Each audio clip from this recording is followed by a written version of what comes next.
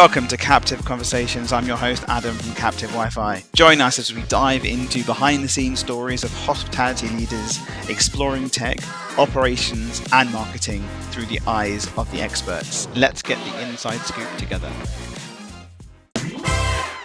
Hello, everyone. Episode 36. It's my first three-way. Sorry, I have to drop that in. First triple podcast. So bear with me because I have a brand new mic just here and they're on the wireless mic. So, but you can wait, everyone. This is Matt. This is Jonny from Krowd. What Krowd it? I mean, it's the Krowd. We don't really do it anymore, do we? So, but yeah, from Krowd. We're going to have a really interesting conversation about your history and about the product. But that's a bit later. So I think we'll start with who wants to do the questions? Yeah, we'll take it in. Yeah, Let's just see. Okay, first question. That was from Rich, who's head of partnerships at Tenzo. His question was: if you were to operate a single-site hospitality business, what would it be? I.e., your nest egg. Oh, I like this one. I'll take this one. I think everyone asked it as well. All right.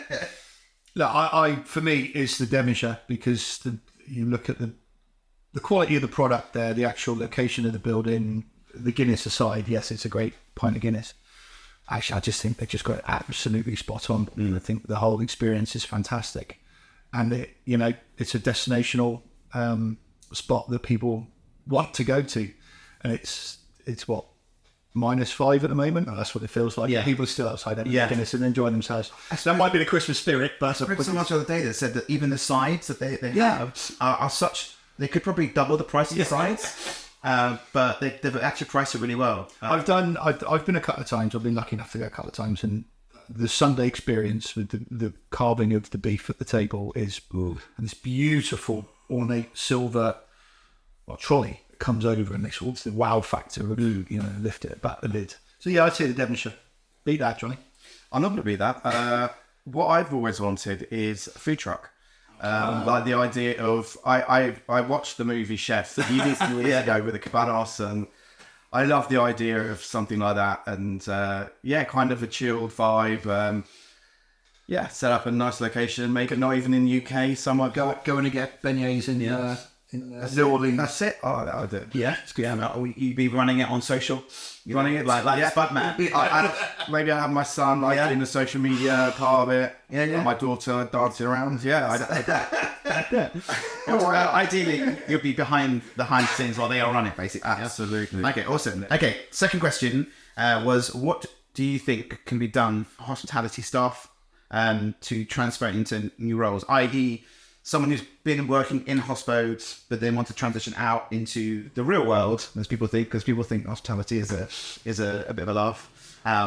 Used to do. Yeah.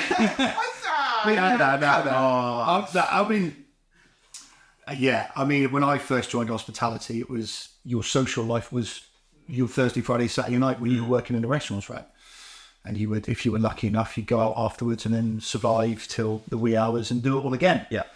43 now, so I don't think it's possible. But actually, the culture has changed and changed for the better. It's hard, right? I mean, it's like if from a I've always said to work in hospitality, you have to be hospitable, right? And that is a skill set that can be transferred. I'm not going to name any names, but I know someone who's just come out of hospitality, quite close to me, who wants to try something different. And the job that came up was cabin crew. Because you're those genuine warmth, and so there's transferable skills. Yeah, absolutely, right. And I was like, actually, yeah. And you love to travel, So that for me would be an easy transition. And you might potentially get the little jumpsuit. Yeah. My brother used to go out with someone who worked for Virgin. Yeah, and he only ever paid tax. And that was it, and flying all over the place. I am pushing said person to do that as well. Yeah. Okay. You do need like friends, a circle of friends that you can lean on, like somebody in travel, and somebody like maybe help you with finances, and but then you certainly unfortunately, I can't add much to that. I think you're absolutely right. The people in hospitality, they are hospitable and operationally led, and I think these are the skill sets going forward. I work in IT, so it's maybe a little bit different. But yeah, You've still been immersed it too, I suppose. You've been in hospitality for years. Yeah, and when I grained, it's totally ingrained. Like I don't think I could do anything else. But yeah, it's. I think that it's totally about the operational side. It's the way that we speak to people at all different levels. It's always one of those things where if you see job specs coming up, it's always you've got to talk in layman's terms and be able to explain stuff. So I think there are transferable skills. Yeah. Do you think that, because the interesting thing, so I used to do events, right? So I was on doing events on the door and other stuff, and I met in hospitality. I think an interesting point, I say this quite a lot, is if you've worked in hospitality, your mindset when you meet people, it's very different. You sort of gauge people, you're able to understand people completely differently than someone who's just been an accountant or a lawyer, because they're immersed into that. I think you meet the angry person, you meet the drunk person, you meet the arrogant, you meet so many different people that we had Mark McCullough on a while ago. He was like, I wish the government would make people working in hospitality or go in the army. because spoken like Mark would. I know it, Mark. But it's really interesting, right? Because my nephew went to work at Pub before he went to work, and he's got banter. He's got a full banter of it. The thing is hospitality, you see the best and worst of people, right? You're the people that genuinely are there to like go, this is an amazing experience. Yeah. Look at me, I'm hosting my family, I'm so proud to be here, and this is wonderful. Then there's the flip side, if someone has a few too many sherbets of where they go, and then you see the other side, and you're like, oh, I tell you what, you're going to wake up with a beer fear tomorrow. That gives you the tools, doesn't it? Don't you think it gives you the tools to understand? Because if you met someone in any experience, 100%. Within 10 seconds, you judge that. Some of the best general managers are just problem solvers. Yeah. They genuinely look at a situation, and I've worked in predominantly steak restaurants, but you can tell a good manager when you see one. Yeah. As they go into a situation, diffuse it, and everyone's happy. Right? Yeah. And then you kind of go, I would be like that. Yeah. I agree. Okay. We're going to jump into standard questions. So the first question is best hospitality experience ever? Oh, yeah. I mean, if you went to one last week or... No, okay. I went per se in New York. Okay. Jane and I got engaged. That was our engagement dinner. Yeah. And it was mind-blowing. Was it? Genuinely mind-blowing. I think it was number 2 at the time. Cost me about two years worth of salary to save up for. And I'd actually forgot. I paid 50% up front. I was dreading it. Wow, this is going to hurt. And the bill came and went, oh, that's not bad. That's all right. It's just one mortgage payment, not 2. Yeah. No, genuinely outstanding. Yeah. Genuinely outstanding. Have you? The Manoir. Yeah, it's my favourite place in the Hague. Yeah, beautiful. That is really, really lovely. I haven't stayed over. It's on my bucket list. To do the whole experience of they do the dining experience or masterclass. Yeah, but yeah, just 2 of you, or did you? No. I've done. My wife and I have done a few celebrations, anniversaries. Yes, nice. We've done a birthday with another of our best friends. Nice. It's not cheap, especially if you go out of the car. But it's worth it. It's worth it. It's yeah. And you think consistency? It's amazing. So we're going to go on to the next question, which is interesting. Best hospitality tech, but no self-phenomenon. So unfortunately, not the product. I'm a huge fan of the simplicity, and I'm not. When I say simplicity, I mean that as a genuine positive of their ship.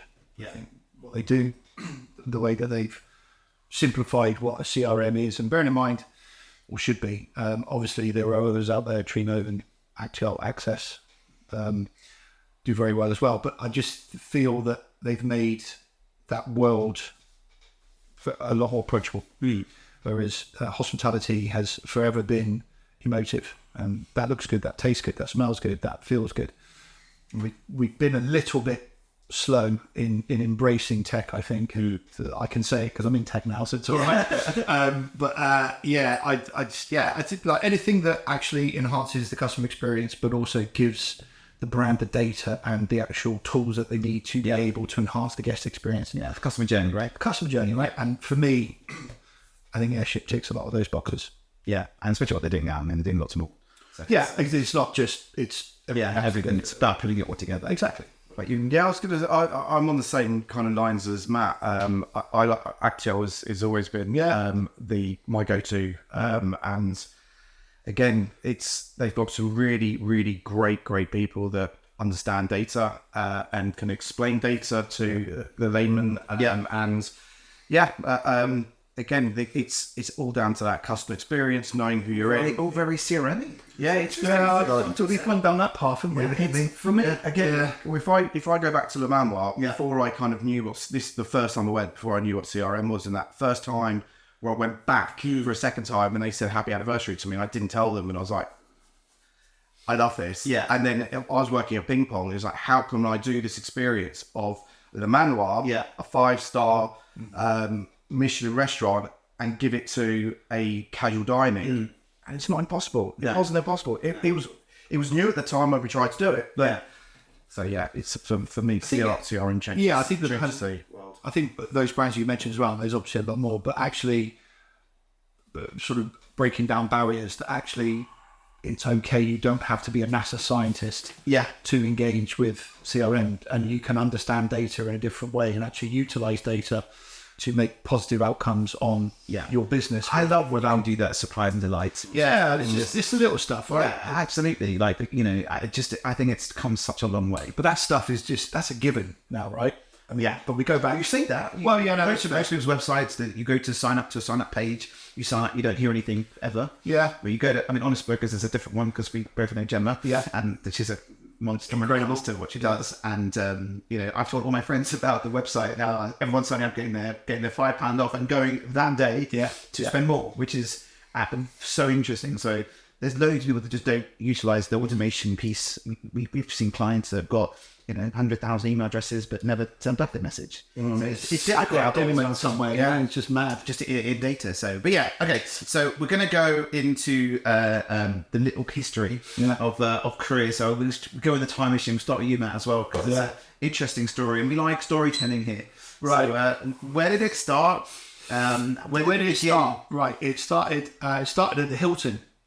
I was a casual waiter. Okay, which Hilton? Swindon. Okay, there you go. Yeah. Just off the M4, junction 16. And started there, and was like, I like this. 16 years old. We were allowed to then back then. Casual conference and banking waiter. Took a couple of days off from school at Christmas to do a couple of parties. All like suited up. Yeah. Silver service. It was, the old spoons, still got it. Do you know where everything goes? Yeah, it was that sort of entry into hospitality. Yeah. I then went, actually, I'm going to have to back this up. So I went to Cambridge College, and then I went to university in Bournemouth, studied food and hospitality management, but also specialised in retail marketing. Yeah. That's a little tea. Yeah, I know, it was cool. It was like, actually, I was kind of like marketing within hospitality. Yeah. That could work. That seems like, and thankfully it's a good fit. Then I worked in this amazing place in Bournemouth called Branksome Beach, which is where Sandbanks meets Bournemouth. Oh, amazing. Okay. And they couldn't be any different. It's like sort of Bolton meeting London, right? And I mean that nicely. And we were slap bang in the middle. So I stayed there for a year, and then I just said, I'm going to London. What did you do there? I was the bar manager. Okay, nice. I think I introduced the mojito to Bournemouth. But I'm on 43, so I'm going back about 20 years now. Moved to London. I went for 2 jobs. The first job was the Roadhouse. Yeah. Oh, I remember the Roadhouse. Yeah, they had a live band on when they asked me, and the interview was when the live band was on, and I couldn't hear what I was being. So I didn't get that job. And then the other job was Destino. Which we used to call Dan Mexico Way. Yeah. So, and below that was a restaurant called the Gaucho Grill, which was owned by the same company. So I did about 3 years at Destino as bar manager, and then the owner said, right, we're going to do a nice big gaucho. And they asked me to stay on, and worked my way up from events manager to market manager, marketing director. I did 16 years. Which was the big one? Piccadilly. Piccadilly. Oh, that was a monster. Yeah. Monster. I mean, 1,000 covers on a Saturday night. Yeah. I loved it. I mean, I went there years and years ago. I've obviously been back. I always remember the different types of floors as well. Yeah, Like the cowhide on the walls. Yeah, you can miss the guide. Yeah. I mean, I've got fond memories of Gaucho, and I stayed there through the good and the bad. Yeah. What were we there for? 16 years. Yeah. It was just an incredible. It was a family-run business. Yeah. For a very long time. Yeah. How many slides did they have before everything changed? 16, I think. Yeah. I loved the customer service piece on that one. The consistency was always amazing. I mean, I went to the one in the O2 about 4 years ago. Yeah. I didn't even know it was there, to be fair. We just went in, and it was just the same as going to. I mean, the waiter was all over us. Customer service was all over us. It was just that experience piece was just awesome. Yeah, I think a lot of it was down to the tech. Open Table, we were massive advocates at the time, and this is before. This was slot based. Yeah. Yeah, where you just used to just put slots in, and then you had carpenters out the back chiseling tables trying to find. That I always remember that sort of that scene in. I think it's Goodfellas, where they sort of go in the back door and you bring the table over and just go like that, and that's what it was like. Right, that was it was what hospitality. It was driven by Mike Williams and his team, and at the time Zev Goddick was the founder. Owner. Tracy Matthews was there. Tracy Smith, sorry. So yeah, it was good. It was good fun. I met some great people there. Ross Butters to the pal. I played terrible golf. Johnny was there. But Johnny, Dan and Jamie, that dear pals of mine, nice. Scott and that. So yeah, we're all still in contact. So yeah, no, great time. So left the bad. This is a really long story, by the way. Shall I keep going? No, keep going. I'm sure. I've taken up Johnny's time. No, it's all good. Left, did a couple of consultancy roles, and this is where it got interesting. I was about to sign a contract with Wahlburgers. Okay, I remember Wahlburgers. Yeah. We did the P. Warden. Yeah. Did Wahlburgers. Was it TG? I don't remember who it was now. It was Liam. Yeah. Liam Norvell. Yeah. He introduced me, and I was literally about to sign the dotted line. Sign Covent Garden. Yeah, and then the phone rang. Yeah. And it said Will Beckett. I went, did you just walk out? I went, I got to take that. Yeah. I got to take that. And they were like, oh, right, we're going to come back. And sort of, about 20 minutes later, I came back and Will Beckett said, do you fancy a bit of Baltimore? I went, yeah. Best phone call I've ever had. Was only supposed to go there for 3 to 6 months. Yeah. Gemma was there. A lad called Sean. Brilliant team. So yeah, Will said, look, just come in, steady the ship for a bit, and then we'll see where we land. Yeah, I said, okay. 3 years later, best phone call I've ever picked up in my life. Yeah. Wonderful company, great people. The culture is obviously driven through Willie Hugh, but the people director Kerry and what she wants to do. And, yeah, I've only heard good things. So people first business. Anyone who's worked there. I mean, the mantra is work hard and be nice. Right? Yeah. So simple, but so easy to forget sometimes. And I always say that when I went there, I became... What was the role there? So, yeah, head of marketing director, just to sort of steady the ship. I remember Gemma saying that each location had their own local marketing person. Yeah, they had there was a lot of the onus and the focus was actually not pushing too much around the brand. Yeah. As in, yes, of course, Baltimore is very Baltimore, but actually the Spitalfields experience is going to be a little bit different to what you'd see in Seven W's and what you'd see in Wood Wharf. Yeah. So, yeah, there was very much actually that tone of voice could work with that brand, that restaurant, such like. But also, I joined just before COVID, so we could sort of conceptualise Hawksmoor at home.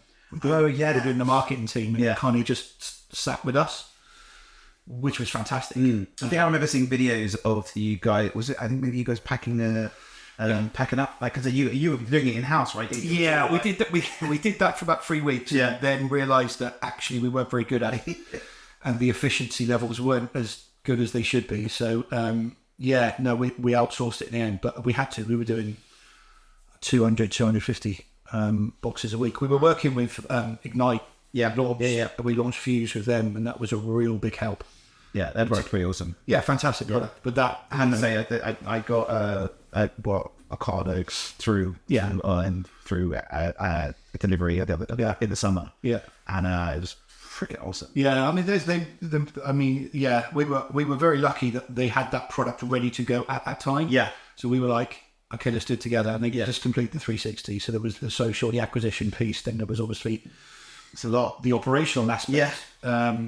But yeah, so we had all to our home, and we had the cocktails at home. Yeah, that was pretty awesome. Though. Yeah, it was just, I mean, we needed it. Yeah.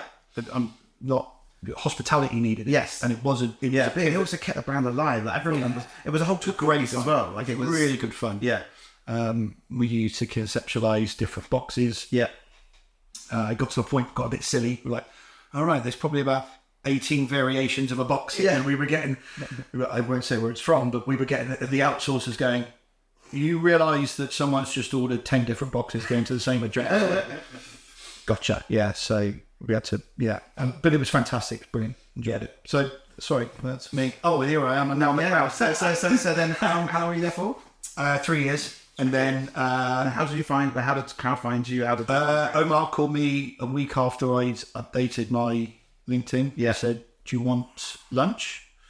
I said, where? He Yeah. said, we'll go to Soho, we're to ceviche. Nice? I don't think it's there anymore. He still loves ceviche. Yeah. I think it's ceviches there though. Oh, yeah, of course. Yeah. Which is And offered me the role there and then. So I've been very lucky. And how long? When was that? 3.5 years ago. Yeah. So joined Krowd when it was literally just 3 of us. Yeah. And now there's, Johnny's joined. Which was 25. Now 25. I think there is. Throughout. Yeah. Okay, let's tee on to Johnny's story. Yeah, Johnny, you got that 20 seconds, buddy. I'm going for fighter. So, I started 27 years ago. I was traveling around the world, and I worked in a kitchen in a restaurant, and that was kind of like, I love hospitality. Yeah. Family-run Mexican restaurant, and it was really cool because they were making this huge Hollywood movie at the time. So I was making food for literally the biggest Hollywood actors at the time. Doing all right following this. Just saying, you never told me that. That's awesome. He held this for this. George Clooney, Woody Harrelson, Nick Nolte. I mean, there was some massive names. Thin Red Line, I think, was a war movie. And Oscar noms, by the way. Was it? Yeah, big time. Okay, yeah, I think. So I had that next to you. So that was my first job in hospitality, working in the back of a restaurant, and it was a lot of fun. I was supposed to be in Port Douglas in Australia for a weekend or a week or so, and I ended up staying for like 10 months. Oh, nice. Working for this family. It was wonderful. And then that was kind of like, what am I going to do when I get back to the UK? IT, hospitality, retail and hospitality. Yeah. So I ended up working for Harvey Nicks, running their IT support team. That's not a small feat, to be honest. No, I can't just say I went into Harvey Nicks, but it's not just a small little shop. It was. It's freaking. It was, but it was it was kind of like there's a family atmosphere to it. It was. We were located in Knightsbridge. And yeah, Oxo. Yeah. Exactly. And had a restaurant. And the 5th floor of Harvey Nicks was incredible. Great experience. It's changed a lot. Yeah, It's changed a lot now. I worked there for a good few years. Really nice people, and it was at Harvey Nicks where they ingrained into you that you needs to give the 5-star experience, and it wasn't just to customers; it was also to the staff that worked there. Everybody needed to be treated in a certain way, and that was kind of what I've taken now from that first role as in management across my career. From Harvey Nicks, I went to ping pong. Nice. Dim sum. Yeah. Still my wife's favourite dim sum. It was. In fact, it was awesome. We went 2 weeks ago to the one by Selfridges. Lovely. And it was still, Still James Street. it's Did great. they do the unlimited dim sum? Yeah, Oh my God, that was awesome. Yeah, later Sunday. I think we used to go to. Did they have one in Southwark? By the South Bank. South Bank, sorry. Yeah, not yeah. South Bank. Yeah, big one in South Bank. Yeah. So that was again an amazing group of people that worked for. We were all young. I was upset when Miss Hampstead closed, to be honest with you, because that was just a freaking Residential's really hard. Yeah. Residential area. yeah. And R2, I still speak to all the time, consider him a friend. Yeah. Basically gave me a blank canvas, and it was my first role really in the restaurants. Yeah. And it's like just sort it all out. And it was all at that time. It was very analog, digital. Yeah. Everything was written down, sending emails through different kind of email platforms rather than... It was almost, I mean, you talk about pencil, but What's this? the menu was just it is, which still yeah, is. but then obviously it got to tilt and they bound it off, which is So that was all the tally sheets. You just sit there and go, I'll have it all. Yeah, it's a good upsell. Who needs Vita when you get 80 to be on ticking? Because you get jealous when someone gives you the other one to you. Yeah. You look at it and you go, hold on, I want 3 then. And then you like 3. So I think it's still very clever. Yeah. So that was interesting tech journey. That was a really interesting, because that was the first time we brought in CRM, we brought in and everything was integrated. So that was the first time where from res, CRM, dollars. Exactly. So and it was Axiol at the time. We were the first restaurant to put Axiol in, so it was very much working with Stephen Powell, the owner, to work out the journey. It's amazing. We brought in Tavares, and again, really early days, we helped them structure their stock module. And ping pong was it's a monster, because you have all these dim sum baskets. And on lazy Sundays, management. On lazy Sundays, you can order like heaps of it, right? And we needed to manage that. The tables aren't huge. So we needed to work with the POS brand that could manage all of that. So we had like the reservation platforms and everything integrated. And then we brought in Ping pong's quick. And then we brought in loyalty through a company that doesn't really exist anymore, MyCheck. I remember that. Nice guys, really nice guys. They did the order tables. They did all and we did all that. So that's really early days. Really early days. I mean, that's So I remember Art turning around to me one day and saying, I think it was Art said, I think we should take Bitcoin. I think it's a PR story. We should take Bitcoin. And I'm like, how the hell are we gonna take the QR codes on the same thing? Exactly. So we didn't do that. No. So I talked to him. We should have taken it and kept hold of it. But so that was a lot of fun. That was back in the day when like Flypay just started, Cake had started, all these sort of people who started doing the order of table but not really integrating. I think MindCheck had just started integrating, right? I remember it was like a taxi style app. Like, I think I remember. It was yellow and That's my age as well. I remember. So hold on. You went from retail and a bit of hospo, thrown into this to rechange everything from like old school analog into this. It's a bit of a project. And a lot of fun. A lot of fun. I guess you get more immersed into tech. You do. And we IT and hospitality is not boring. No, it's not boring. Art he had a vision where he wanted everything digitalized. He wanted people to maybe one day get rid of the tally sheets and everyone has iPads and whatever. I think really it's still one of on his list of things to do. So it was incredible that my first role in hospitality in a restaurant, as I said before, to have a blank canvas. To us. It doesn't happen that often, right? No. It really doesn't happen that often. Not now, especially. No. And I was there. It's called a digital transformation job, sort of thing. Right? It really was. But we had.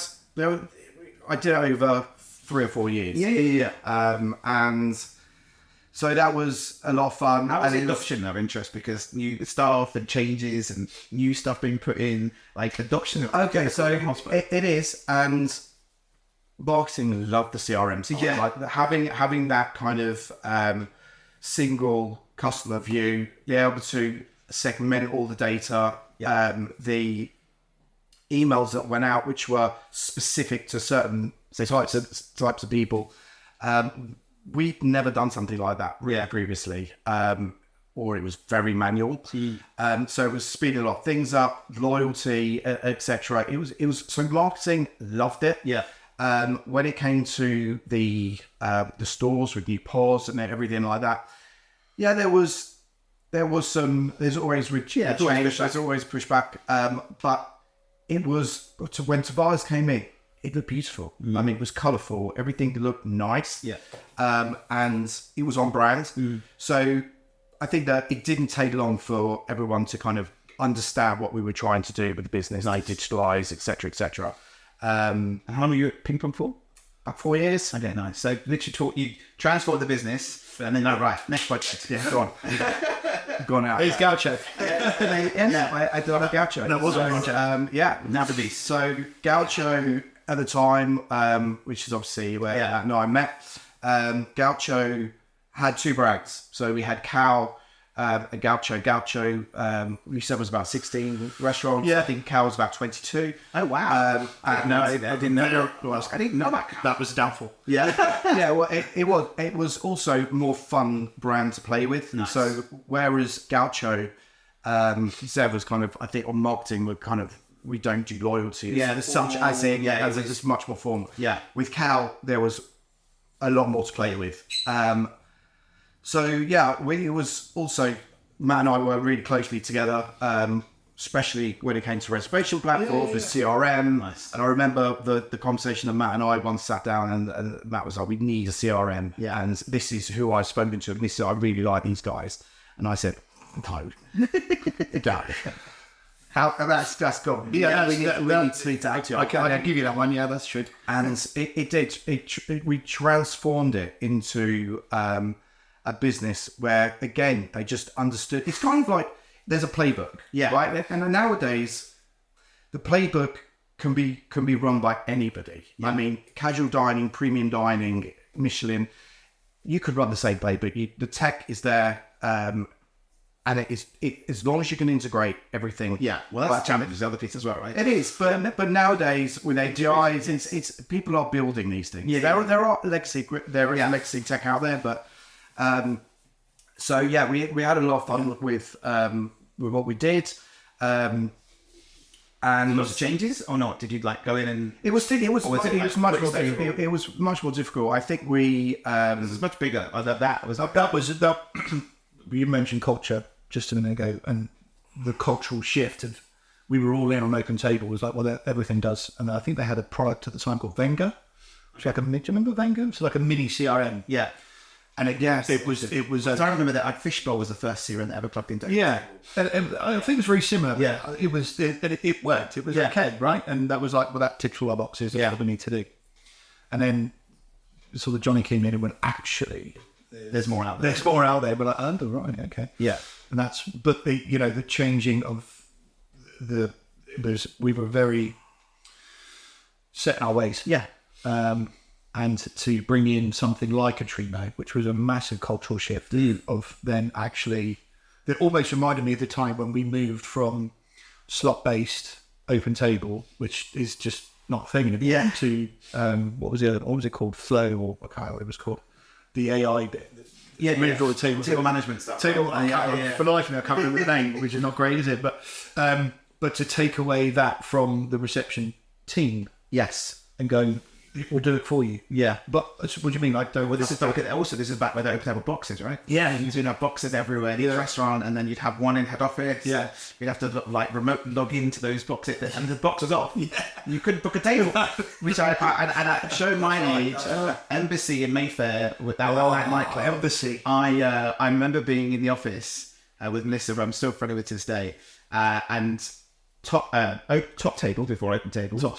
We were sitting there, and Top Table was created by restaurateurs. So Open Table bought Top Table, and back then you'd book a table on Top Table, and they would fax the restaurant.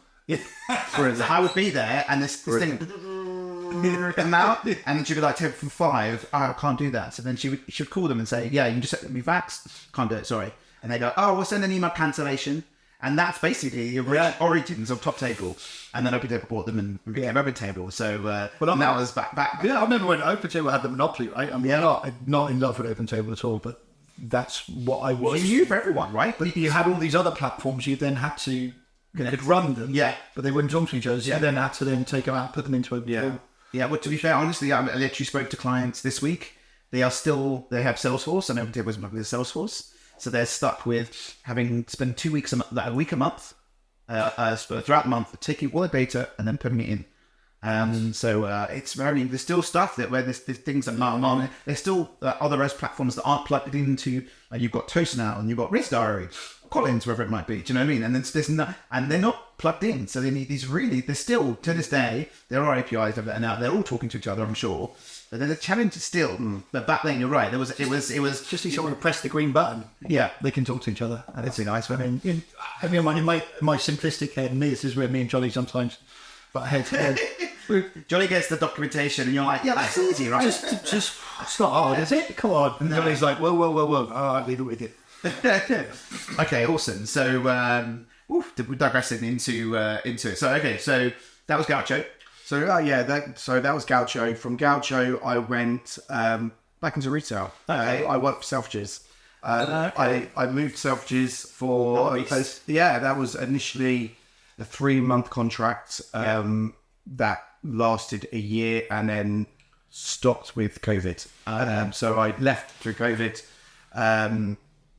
and worked for Inamo restaurants. They started a tech side to do pay a table. Yeah, And we thought that was the thing through COVID. did they already have the order button, the ordering with the funky thing? Yeah, that was already there. Because they built the secondary platform for the order. So Audomo, Yeah, they started the Audomo business, and we all thought that the government were kind of pushing everybody, menus, waiters, everything. No, you're going to go all through digital.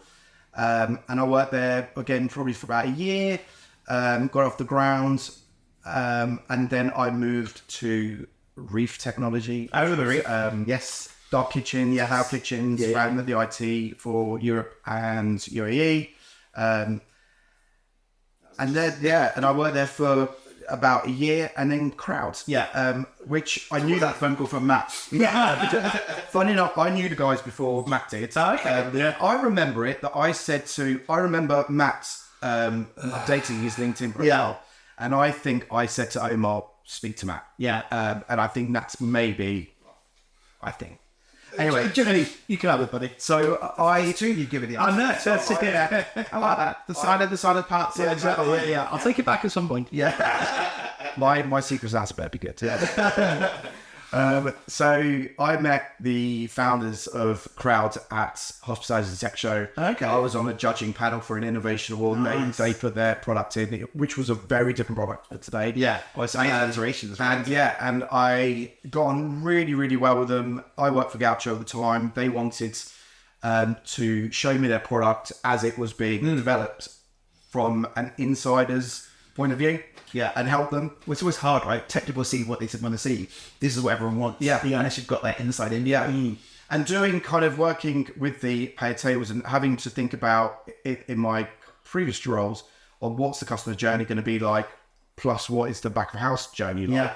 It was, they came to me for some advice, I guess. And it was great meeting them. And kind of, I've now, when I left Reef, I've been at Krowd now for coming out a year and a half. Nice. I work in the partnerships, which is very different. Yeah. And giving out the kind of the IT director role, and innovation as well. So all the new tech. Well, the interesting thing is as well is that when you are talking to partners, you can sort of weed out the bullshit a little bit. Yeah. So when you speak to a partner, they go, it's really difficult because they can't do that because of blah, blah, blah, blah. You'll be like, no, you can't. Yeah, I know. You were talking rubbish. So it's really interesting on tech partnerships wise. It's nice to have that in when you're in the conversation because not you'll obviously get, well, we've got this and then there's this and there's R&D and you're like, no, it's fine, just send us the details and then I'll have a chat with Debs and it is. It's funny being on the other side. Yeah.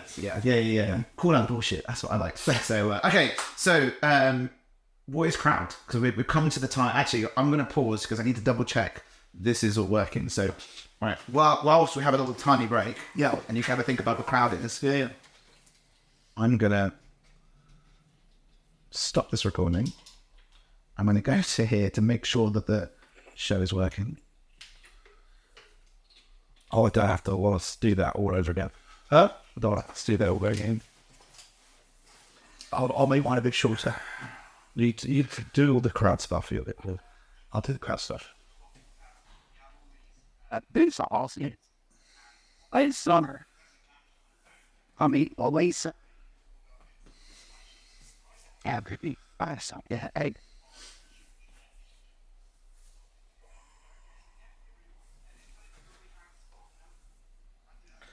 Yeah, I've got 3 hours till the trailer comes out. Are you really excited about Superman? Okay, that's good. Just need to turn this mic down a bit. My kids are named after Superman.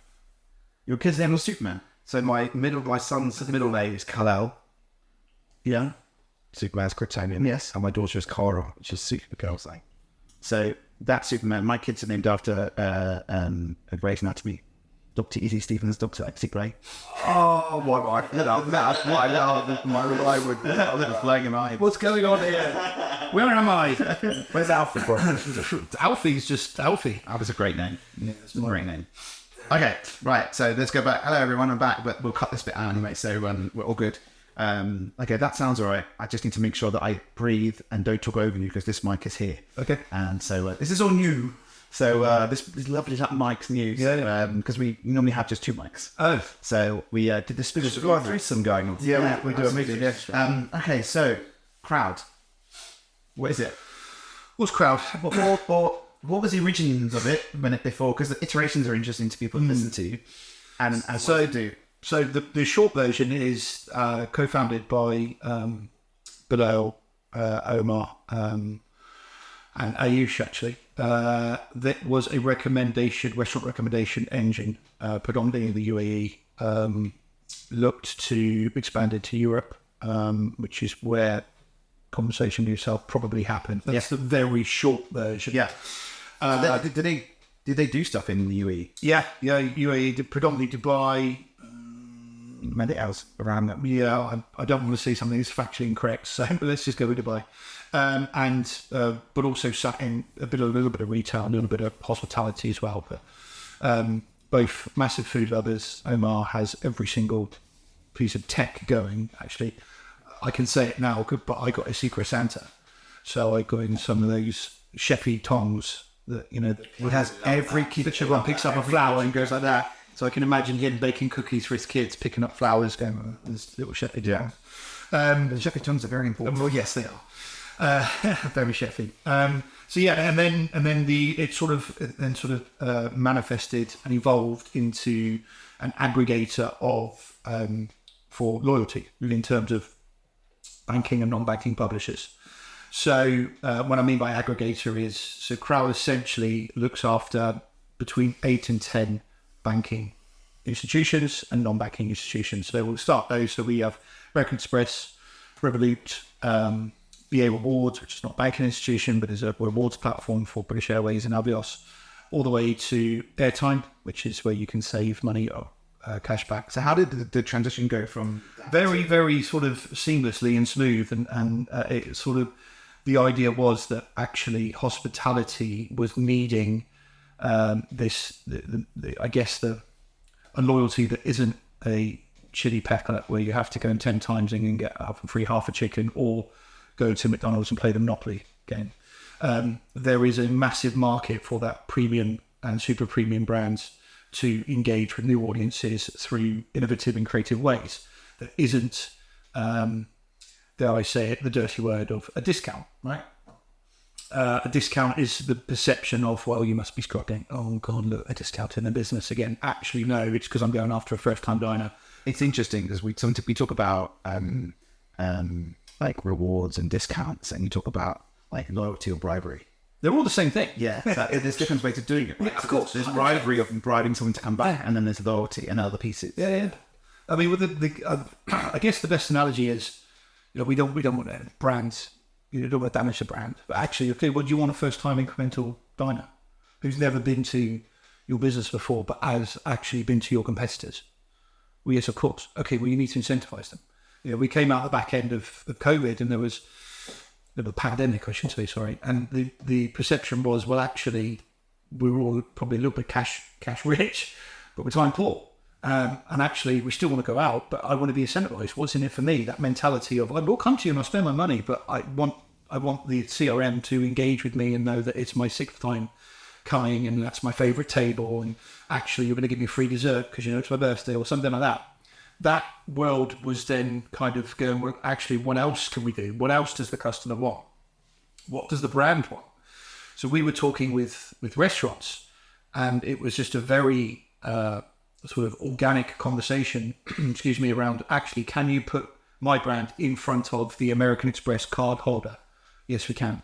With our AI engine, we're able to do that. So the long and short of what is Krowd is essentially we're an aggregator of lots of publishers. But what we do is we take all that data. So I've heard the word publishers. Yes. So for everyone's sorry, Jesus, my mic. So people understand, because I was talking to someone the other day about, what are they talking about publishers? Talk to me about pub world. Okay, yeah, it's an internal word. Which internal word? It's internal word. It's probably the wrong word, actually. But banking institutions, financial houses, challenger banks, but also your normal high street banks, to also your credit card companies. We call them all publishers, but they're all very, very different. They all have a different card member demographic, different audiences. They all have different levers that they can pull from a tacticality perspective. So you're able to actually allocate those offers to those different banks, 3 different banks. I think you're actually getting different type of clienteles as well, right? Yeah. So if you think about the American Express audiences, that perception of it's a more affluent end of the market. They normally spend anywhere between 18 to 24% more. There are more rewards on the Amex ecosystem. The further up you go, the heavier the dinghy the card gets. But as that perception is always in Amex. But also there's another audience, which is your Revolut audience, which is your sort of cash rich, time poor, tech savvy, money savvy, younger audience that are going, absolutely, I'm going to go out. I'm going to save as much money as I can when I do go out. And I'm going to pull all these levers to ensure that I'm incentivized to go back, and I will go back. The sort of the Monzos of the world that sit alongside that Starling and those banks.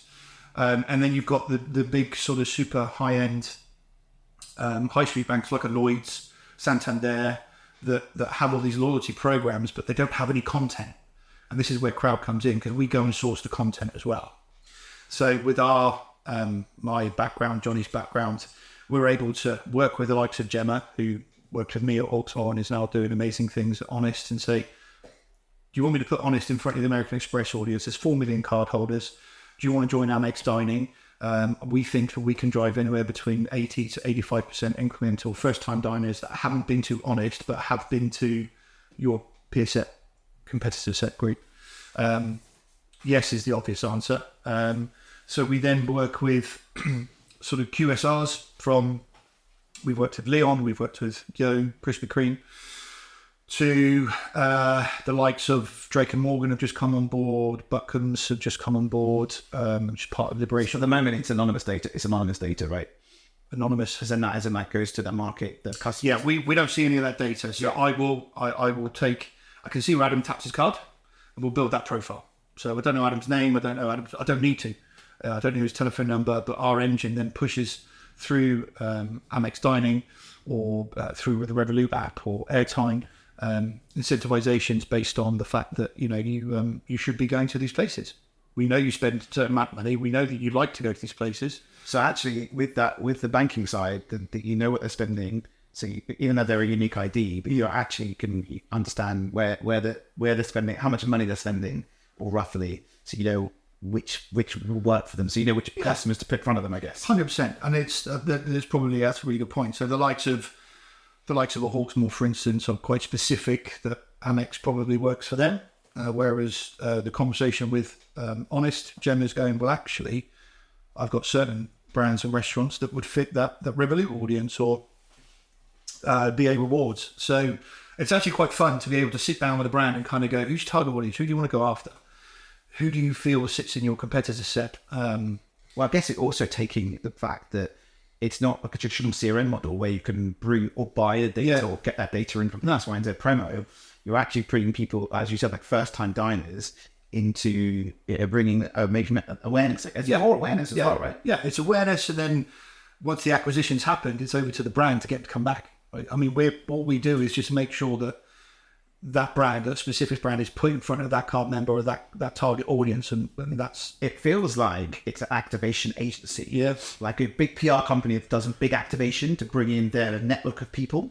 That's what Krowd feel like in my mind. I'm like, it's like an activation agency. It's like literally you're activating that customer set that didn't know. That's it. I mean, I guess, it's a nice way of putting it. Thank you, mate. Yeah, cheers. No, but I think the success is in the numbers, right? And we've been around for 3 years now. Once brands come on, they don't leave.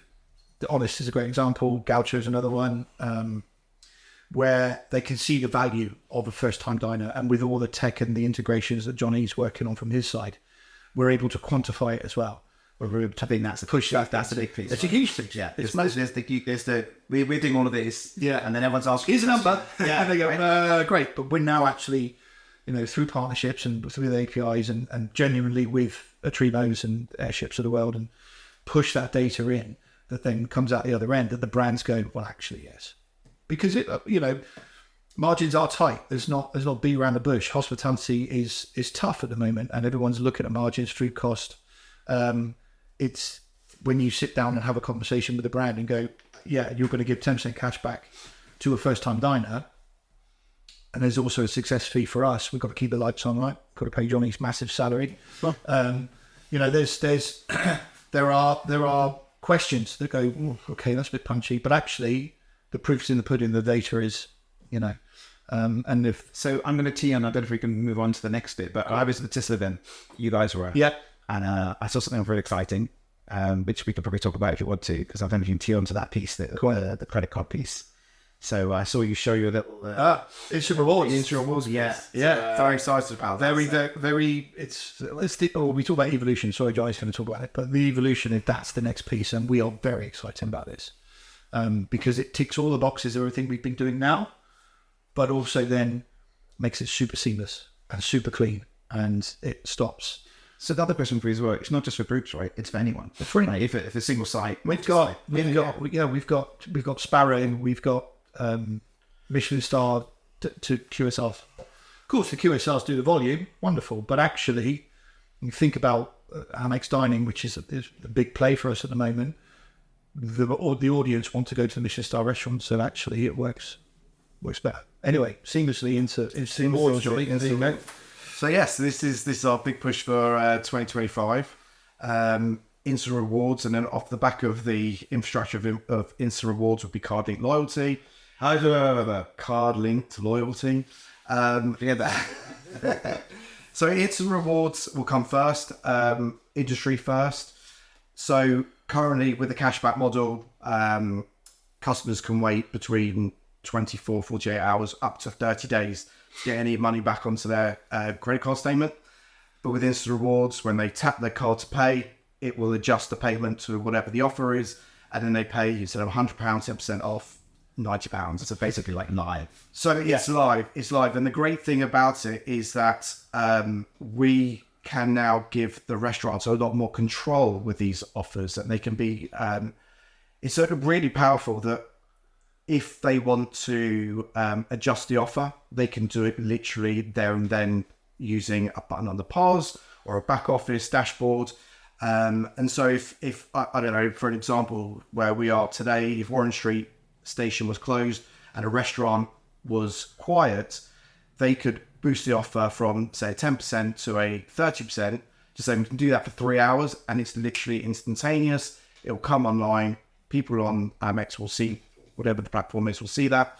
And then it'll go back down to 10%. So the journey will be fantastic. The customer, we believe the customer will spend more money because they know they're getting their discount there and there. I think you find that, I mean, what we've seen when you put the offers in, there's always the upward spend. Yes, yeah, exactly. The journey is great. There is still, with our kind of our ethos of how Krowd has worked, there's very little training in the back end with the restaurant.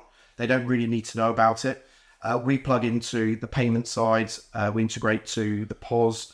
And hold on, there's a big inspiration. And the payments piece is obviously it's not something that you can turn on overnight. That has been my long play for the last 12 months. But it's good now. We're in a place where we're working with payment companies, hardware brands for the payments to launch this.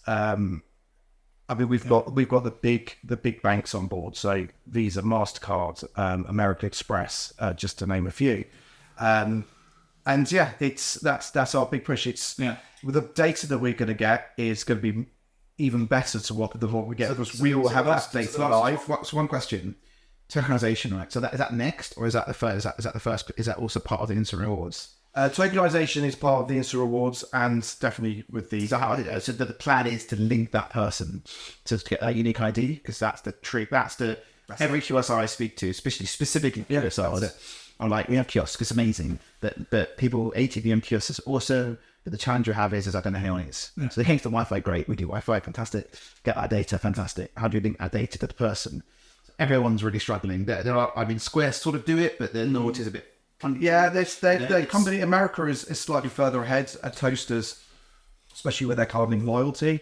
But there's more steps that the customer needs to do before they can leave the restaurant or the venue. We're trying to make it a lot more seamless. So is the journey you tap to pay or before you pay it pops up and asks? Is that sort of what you're building? So the current journey is that you register your card on the Amex platform, for example. Then you get visibility of all the restaurants that we have on the platform, and you go to pay. And as soon as you pay, it will recognize your card, and then automatically discount that down. So basically, not other Square Meal website where they're using Fidel, and we have to upload your card details. I mean, manual process. And it also against any QR codes, coupons, or anything like that, you need to scan into a POS. We're doing this through the actual card details themselves. The power is the card. That's it, and everything is built around that. So how are we linking that to a person? How does that piece work? So that's where the CardLinked Loyalty comes in, and that will come later on in 2025. Where it's all done through the payment terminal. It'll ask the customer if they want to link their card. Once they say yes, they can leave. We don't need them to sign up or anything like that. The fact that they have a card linked to a bank means that the bank can then send that customer an email to say, "Are you sure you want to join this platform?" That's the piece. And they have all the customer details, and so we can then share that. Bank will share it with us. We'll share it with the restaurant CRM, however they want to ingest that. So eventually it will feel or the auto feeds out automatically. Then that's game changer. So really exciting. It's been a year, isn't it? Yeah, it's been a year. Can I ask a question? Banks are traditionally super old school. And the credit card machines from back in the day to the new ones, right?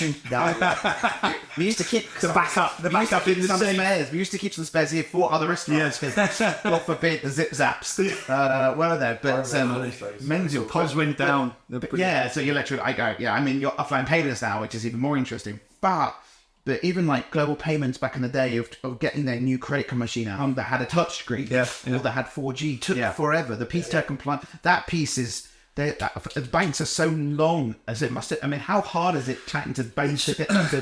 For me, it's not been difficult because everyone's getting older. So the banks have to evolve because there's a new generation and richer generation that are coming through that are cash rich and spending their money and being very savvy where they're spending their money, but they want to do it quicker, faster, easier. They want to be in two places at once sometimes, just being able to just have that full seamless opportunity where it doesn't take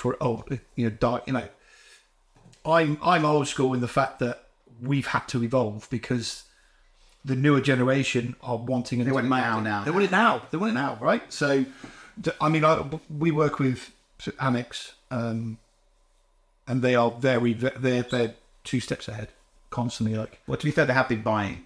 They've been buying tech. So it's very interesting. And it's actually quite refreshing when we talk to them because actually they get what we're trying to do. They go, we want to be on board with this. You're not talking to. You said that. I don't know if I mentioned the story, but there's certain businesses where people are older generation walk around in suits and ties. There are newer businesses where people, doesn't matter what you wear, what you look like. You've got an idea, cool, let's roll with the idea and let's get it over the line. And that's where we want to be, and that's where we see ourselves as a business. But also, a lot of the brands that we work with want to be part of that journey as well. Banks are no different. Yeah. It's interesting actually. It's nice to hear. Yeah. Because from I don't really speak to credit card machines at banks anymore because the clients we speak to have an integrated payment system. Yeah. Or the payment that the Lightspeed and the Toast. Yeah. And then they all do payments now. Yeah, they do. So I've always said that actually, when I studied marketing in hospitality university, and Gemma is the best analogy of it. She's very analytical, very smart, very savvy, gets it, is always thinking about integrations. I was trained in marketing the traditional method. Social media wasn't even a thing at university. That's how old I am, right? So, as technology evolves, but so does lifestyle and the way that people want to live their lives and actually spend money within their lives, you have to move with them as well. And banks, hospitality businesses, the role of the marketing manager is a very different role than it was.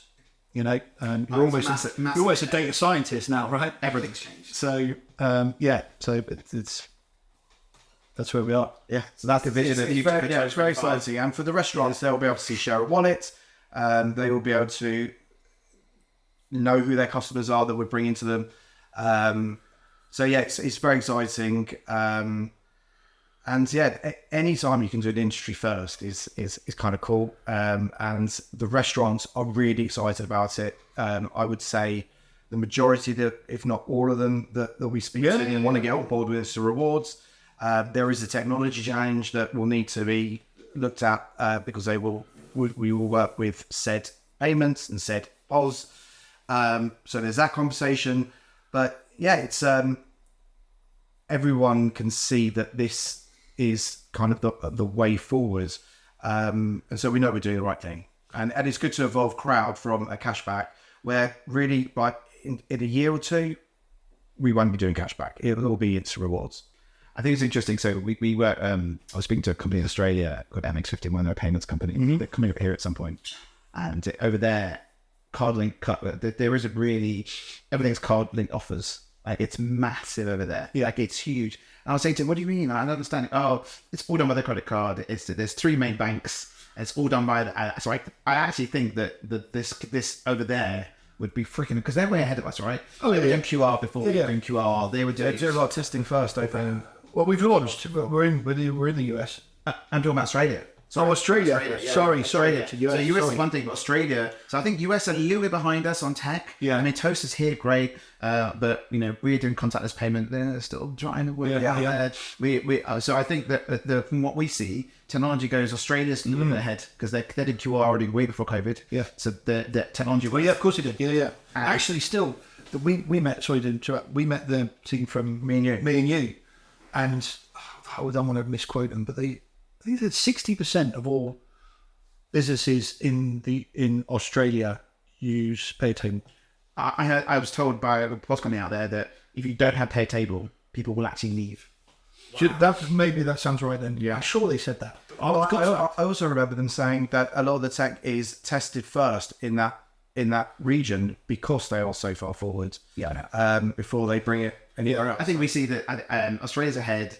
UAE, Middle East is very much quick adoption. Yeah. They just want tech now. Yeah. And then we get the flow through of it as well. So I think it's nice to see more innovation coming from here. It's great. So this is really interesting. And I'm glad that you said you were doing US stuff now as well, which is massive. Yeah, massive. So there's only 400 POS over there. So I know. I mean, we're only in one state at the moment, and even that's big enough. Or maybe two states, but yeah, no, it's a really exciting time. It's good. So how do people find Krowd? How do they test it? Where do they find it? We don't know the website. No, Crowded.com. Crowded.com. Jonny, what? You must know the website. Crowded.com. Usual outlets. You can find us on LinkedIn. We're in most of those WhatsApp groups that are set up for hospitality. But yeah, crowded.com is Go to all the trade shows. Yeah, will be lots of trade shows. Will be Well, next week's going to be interesting actually, because if you're at the trade shows to show the technology that you're building, that's going to be very interesting next year. Yeah, we'll just put a black curtain around it, and then we'll get everyone to sign an NDA if they just step in. We did some demos at the tech show just at the end of the summer, and the reception was fantastic. Yeah. So yeah, we know we're doing do. Okay, so come to the end. So we have the final question. So thank you very much. I'm going to give you won't hear this, but there is a round of applause going right now. You can't hear it, but they can. So thank you very much for coming. The final questions we have is best restaurant. What ever? I mean, if you want, or recently, or I mean, you've done your best hospitality experience, so that's great. Yeah. But best restaurant. Trinity for me, only because it's the restaurant I went to on my first date with Janie, and we went back. We used to, when we lived in Clapham, pretty much every year on the same date, and I just love the experience. I love how Trinity is just in Clapham Common. There it is. I think Adam's a wonderful chef. I've never had a bad experience there. They've always looked after us. We've always had the same table, and it's best restaurant for me is Trinity. I've had nothing but good things. It's an emotional thing, but it's a very special restaurant. If I can't pick Le Manoir, I would go for a more local restaurant. I love Chinese. I'm going to go with the Good Earth in Melhill. Classic. It's awesome, great experience. Yeah, amazing menu. Still got one in town still. Yeah, there is one in town. I think I used to go to the one in Wimbledon. Is there one in Wimbledon? No, I local only. Yeah, nice. So yeah, I love the Good Earth. Okay, best burger. See, controversially, I'm going to say Five Guys. I've got nothing more to add to that. It's just a really good burger, and I like the soft, sweet brioche bun when it's wrapped in the. Going all the way or not? No way! No! I can't. No! Cheese, bacon, onions, double patty, job done. Can't Five Guys. I'm going to get absolutely torn apart. No, I'm going to be torn apart as well because I love a Big Mac. I still love a Big Mac. I've tried. There are some dying. There are amazing like smash burger restaurants now, and the new one in it's not so new. Well, honest, just taking up one of them. Yes, they have. That's meant to be awesome. I promised you. Is it that good? Okay. All right. They said to me 70 seconds to make a smash burger. Yeah, I can imagine that. Yeah, good location as well. Smart. Yeah, good. Yeah, nice. I'm regretting Five Guys now. Best hotel. Okay. I like the Dorchester. It's old school. It's quality, right? And you go in, it smells good. I love a hotel when you walk in and there's the aromas there. I like Ennismore, what they do and the variations that they have. But the one that would stand out would be the Edition in New York, just off of Madison Square, which is actually where the original Shake Shack is. I stayed there. That was an incredible experience. Amazing. You don't ask me about hotels. I'm literally, I've got 2 kids. I'm an Airbnb. In the past, maybe let's have a look. Yeah, I think the one hotel that I loved because I proposed to my wife there was the Pasiano Hotel in Marbella. It's a lovely hotel, quite old school. Nice. Yeah, it's a lovely hotel. It's got an amphitheatre attached to it.